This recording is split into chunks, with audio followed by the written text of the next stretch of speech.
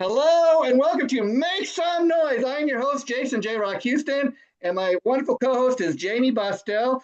And our guest is Stephen James from the band Reborn, Florida. Talk a little bit about the name. I was kind of interested, Stephen, in the name.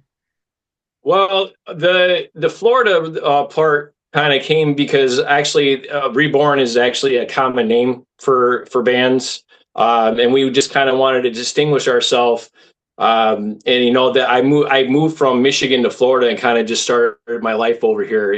And I really felt like it was just a defining moment of my life. That I was just kind of starting over and starting a new journey. I was basically just reborn here, man. That's kind of interesting because, Stephen, when I was doing a search on the band, you wouldn't believe all the other stuff that comes up. So I get why you had to add Florida. It's a little more specific. Right. The one track that is out for the song "Breathe," I really kind of love that. I'm not really sure what the song's about, but it's very emotional. It's very, very like I read it as like it's a page out of your life.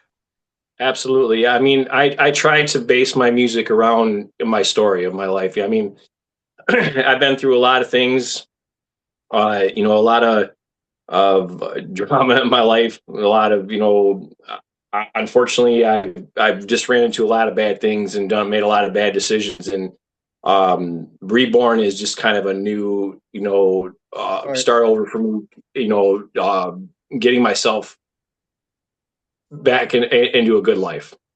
Now, Jammie, why don't you take it from here? Because Stephen was sharing with me off air before we went on air right now that you and him kind of know each other and that you were on a previous podcast of his. You want to talk at all about how you guys know each other and the podcast you were on? Well, I played a show out in Saginaw at the Vault, and his wife was working there, and they were doing a podcast and they were doing interviews with the bands there. Can't remember what show that was. Who was that with? Can't remember right now. It was Anyway, I think that's can I at the top of my head. It was a while ago. it was like 2 years ago, 3 years ago. Something like that, yeah. But we definitely have stayed in touch since he's moved to Florida and stuff. We've supported each other because Steven's an original artist, much like me, too. And we just connected right away. His wife Absolutely. is incredible, too. Jenna's really good people. And they interviewed me on their podcast. I can't remember the name of your podcast, so dude, I forgot. It was called Tune Talk with Jen and Stephen James. Yeah. We tried to get it back started here again, but I know life just kind of got in the way, and we really weren't able to connect with the music scene down here because unfortunately where we're at is very touristy. Yeah. And it's mostly cover bands. And they work a lot of the resorts and a lot of the clubs around here.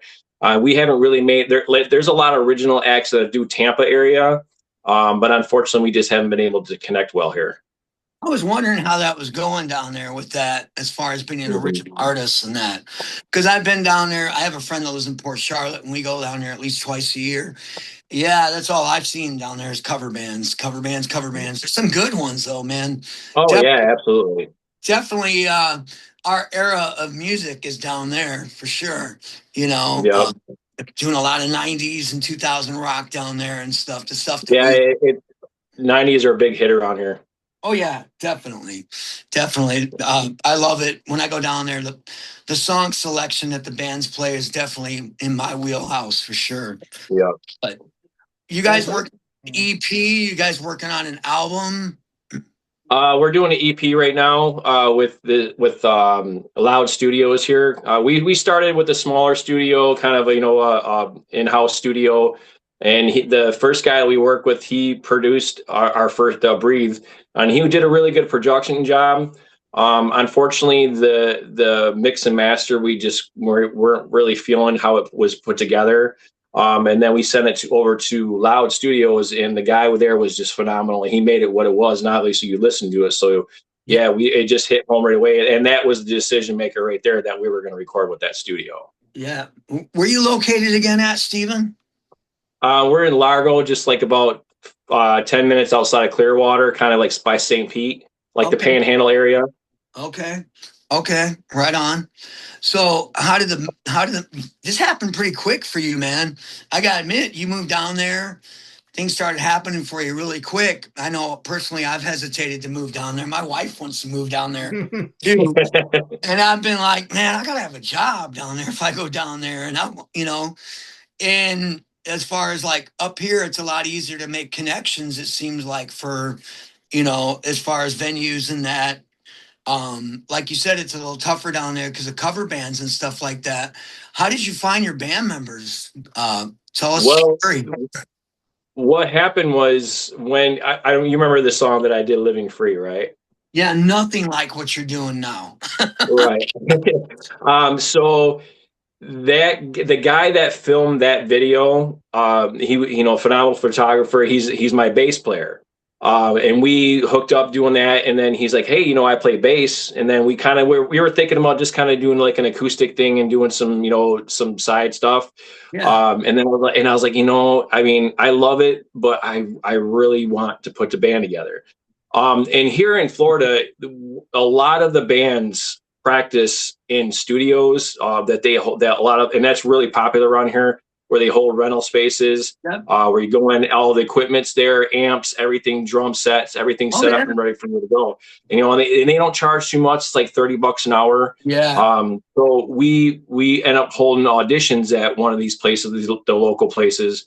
And we had some, people come and go.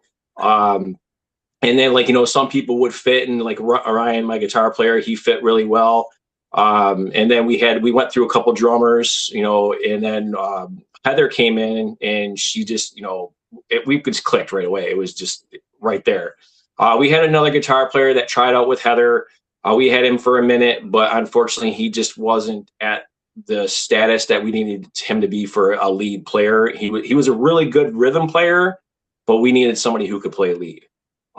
So I contacted this kid I had talked to before, and I was like, look, I mean, I know you're busy, but I really need somebody. We're going into the studio. And he's like, you know what, I'll do it. And then we brought Logan in. I mean, he's younger, he's 19, man, but he's all in, and he's doing really well. He's come up with some really good leads for the songs. And so yeah, that's how Reborn came together. Are you mainly focused on recording stuff right now, not so much shows right now then? Well, yeah, we got a show, a cancer benefit booked at the OCC here, Roadhouse in Clearwater on May 31st. But I want to make sure that we have not just music, but a stage presence put together. Oh, yeah. So I'm taking it easy. I'm taking it slow because, and with the studio that we're working with now, they also have a stage that we're going to rent out to kind of work on like choreography and stuff like that. I mean, not dancing, but just movement and how we're going to, come on stage. We want to put, a show together. Usually the music makes you move, Yeah. So.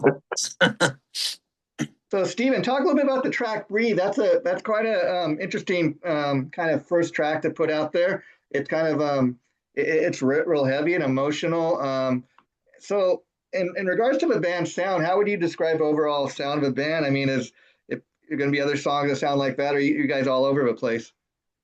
I mean, it mostly kind of focuses on the mid 2000s, early 2000s kind of new metal style. And Breaking Benjamin is my favorite band of all time, and and I'm a Stained fan, so that's definitely my influences as far as writing.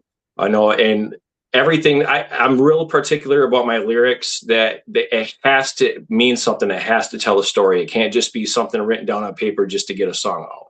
So I really take my time. Yeah. And that particular song was basically, I went through a really hard divorce from my ex-wife. And I was with her for 22 years of my life. I mean, most of my life. Wow. And I'm 45 years old now. And where I started, unfortunately I had an issue with drugs. I was I'm an ex-addict. So it's kind of like where I started to redemption of where I am now in my life and how faith has been such a big part of my life and bringing God back into it. And I've walked away so many times from my religion, and well, I wouldn't even say religion, just God in general, because I don't really practice a religion per se, just faith, and how that's just become so more important in my life now. I noticed on your Facebook page when I was checking it out last night that there's this huge kind of heavy quote. People should go on and check it out, but the last part of it, I think, really kind of describes what this band is. And I'm going based in just haven't heard just one song. It says, Reborn creates heavy music with purpose, turning darkness into light. I mean, just that's kind of describes what you guys sound like, you know? Yeah, I mean, and that's another thing is like the reason why a lot of these guys click with me so much, you know, I mean, again, Logan is still young and still learning, you know, his life, and but all the other, you know, we're all similar in age as far as Heather and Jake and Ryan, and we've all, you know, kind of been through the ringer, and we're to where we're at in our lives now. So this is just a defining moment for all of us. And you mentioned you guys have a show coming up, like a cancer benefit. I was curious. I mean, cancer is one of those things, you know, who hasn't been touched by it? I'm assuming that you're involved in something like that because you've probably known somebody in your life that is passed from cancer. Yes, I lost my mother 2 years ago from cancer. It was a very, very long battle for her. She went through treatment. She got good. She was in remission twice.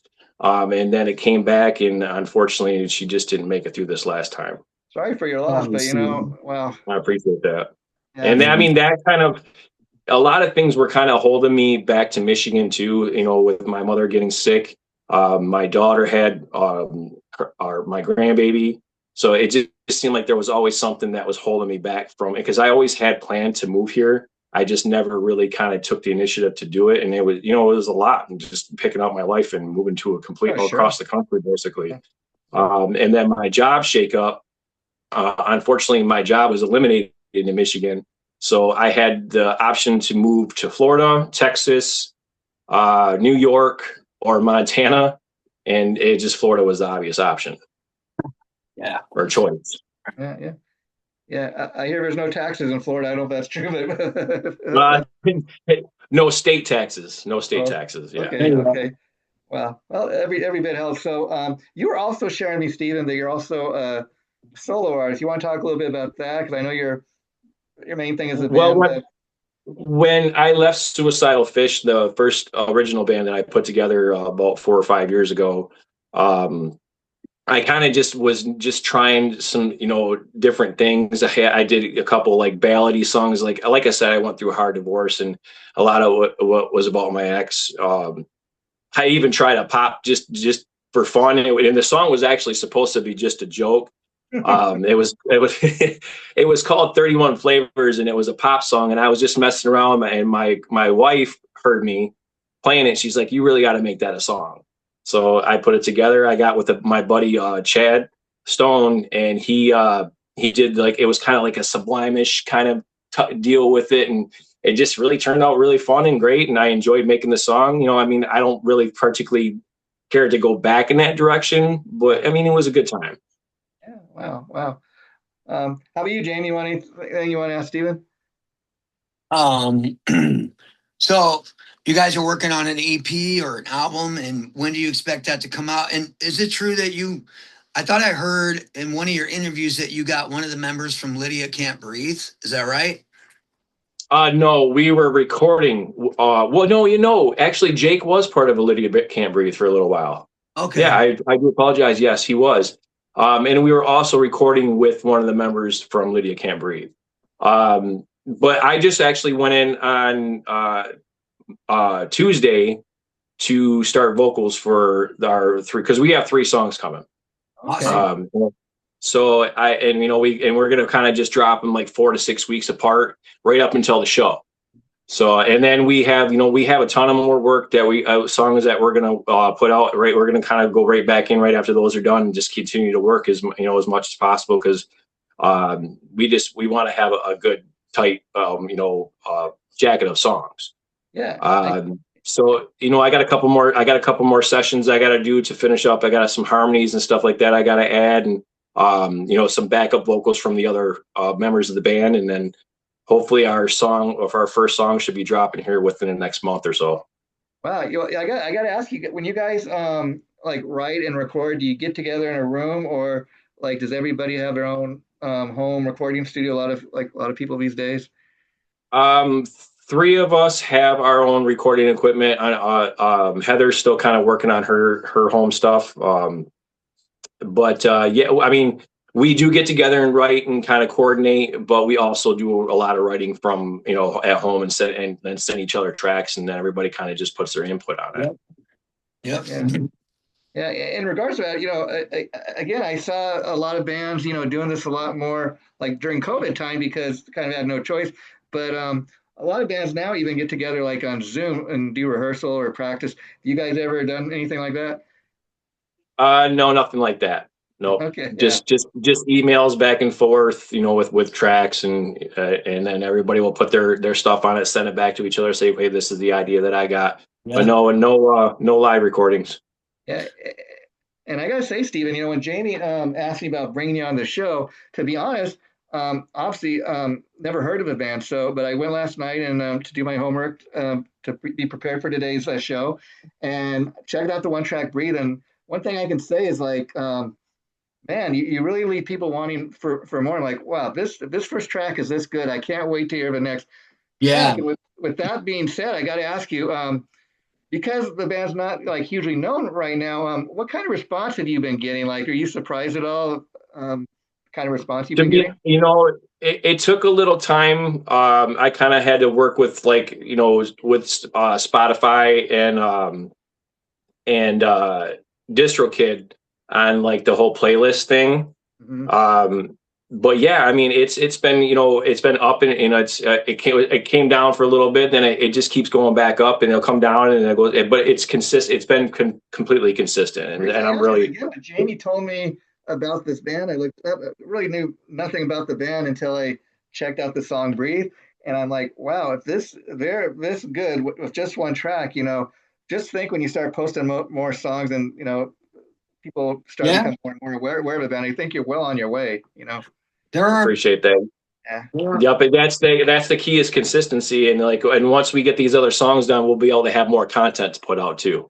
And it'll give people more of an idea of what the band's, because I think you're at that point where you don't really know what the band's sound is. You're kind of developing it, Right.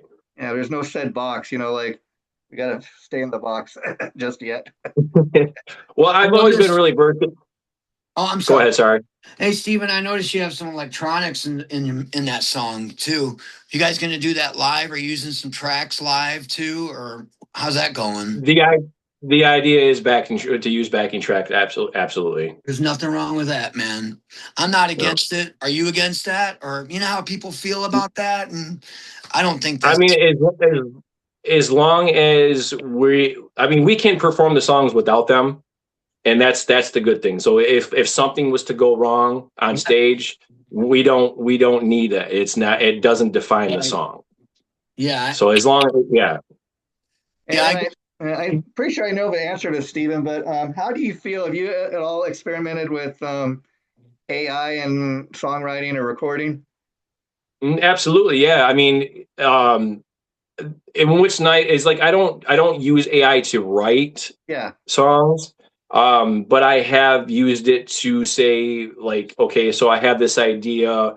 I've dumped like a scratch track of a drum beat melody with a guitar riff, and just to kind of see what it comes up with.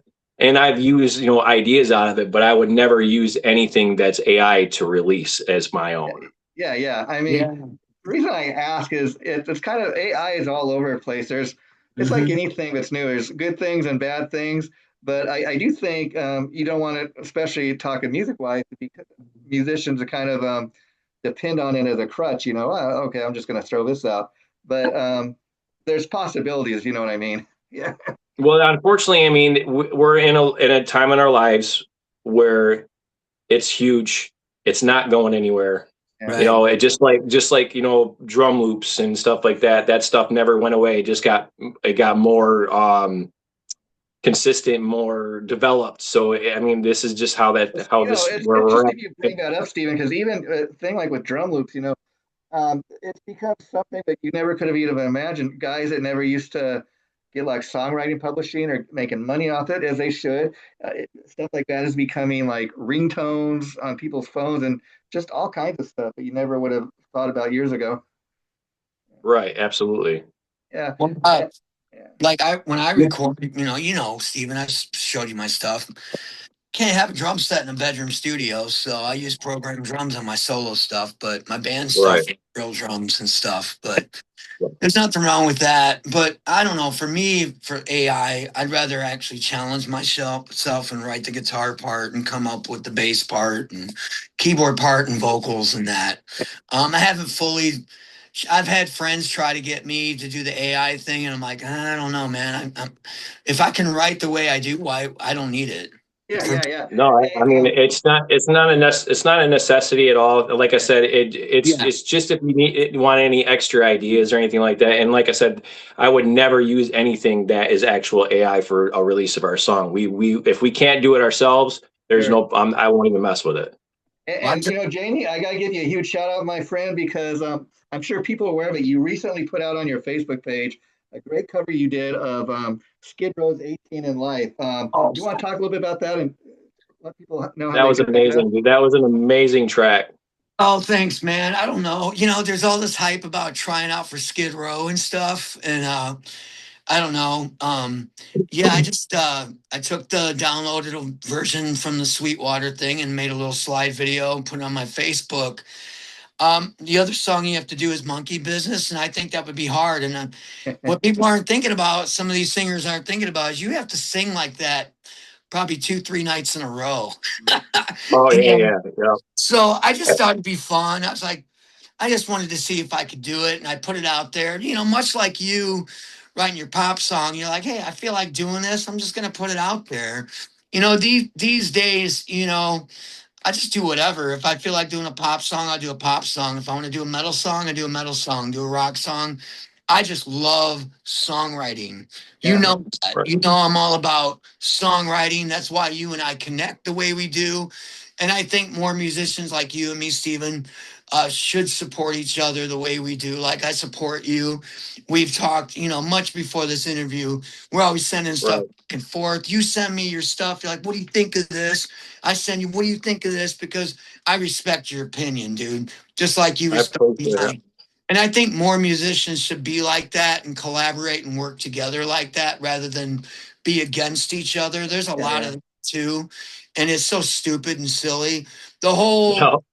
My whole thing with the whole Spotify numbers, I mean, you can look at my numbers are low, Yeah. but I come from an era when none of that mattered, And I'm still, and I tell people always, what's going to get people in the door, what's going to keep them in the doors or in the Right. venue is good songs and the way you perform them. That's Right. what I Yep. believe. There are venues out there doing this pay to play thing. I'm getting off subject here. No, As that's far fine. as bookings, I don't know how that goes down in Florida. Are you going to open for some more tribute bands down there? Are you going to open for cover bands down there? Are you going to come to the vaults up here? Are you going to tour? What's your plan once you get the record done? Well, I mean, obviously, all of the above. That's the idea. I mean, I would like to. I don't really think I want to do shows with cover bands per se. I mean, Right. if something comes up, maybe. But I want to try to work on doing like festivals and and nationals. I would like to try to stay away from the pay to play if possible. But I know sometimes it's just the way it goes. Yeah. My bass player it does a lot of photography for a lot of huge bands. Actually, he's supposed to be doing photography for Earshot when they come to that show I think it's in Ohio or Indiana. Okay. So I like Earshot. That's a great band. Yeah. So he's got it in with a lot of those, and we're hoping that. And actually, my drummer, she toured with the band that toured with Breaking Benjamin. Oh, wow. So so we do have a lot of connections. So we're just kind of hoping that, things pan out, and it's really about who you know, but I'm just hoping for the best, man. Getting back to the band, Reborn Florida, Steve, and I was curious, were these guys you grew up with that you'd already known from playing the music scene, or did you audition the guys? No, yeah, no. Jake was the only one that I knew, the bass player, because he came to Saginaw with Lydia Can't Breathe. That's how I met him, and because I was doing a show with Suicidal Fish at the Hamilton Street Pub in Saginaw, and we talked, and then he was here in Florida, and I knew it because just Facebook friends, and then I hit him up because he's a photographer. I hit him up for the video for my song Living Free, and he did that, and that's how we met, and then everybody else was just auditions. Oh, okay, wow. And so, but the other thing in like listening to the song Breathe, it's like I said, you guys are kind of right now where you're finding your sound. People are just finding it out about the band. Anything else you want to let folks know about what's coming up? Just watch the social medias. We're all over the place. We're on TikTok, Facebook, Instagram. We want to try to get these songs out to everybody as soon as possible. So just find us, and remember to look up Reborn FL. Yeah, for the music. That distinguishes us from every other Reborn. Very important. I can tell you when I did the search on the band. And final question from me for today, Stephen, is because it's not really obvious in listening to this. I mean, I think you touched a little upon this, but like I can't really hear like who your influences are, because what's unique about listening to the one song, you got a great kind of original sound going for yourself. I can't sit here and say that, oh, he's trying to be the next Ozzy or whatever, but you got your own unique sound. Is that something that you kind of just comes out that way, or is that kind of something you set out to do? I mean, obviously everybody wants to be unique, but it's not something that I try to be. Like I said, my influence is very late '90s to early 2000s, and it shows in my writing. Yeah.